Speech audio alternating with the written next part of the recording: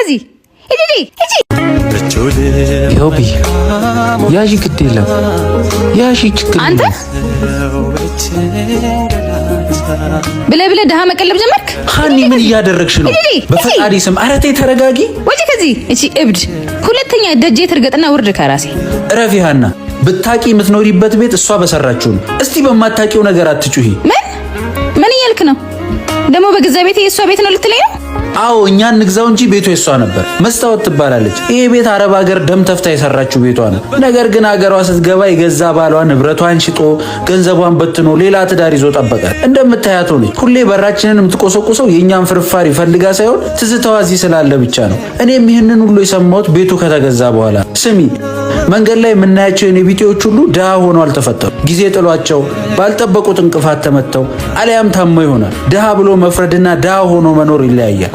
እኛም ነገ ምን እንሆን አናውቅም። ደግሞ መጥላት ድሃን ሳይሆን ድህነትን ነው። ነይ አይዞሽ፣ ነይ አትፍሪ፣ ነይ የኔ እናት ነይ አትፍሪ። መልካም ውለታ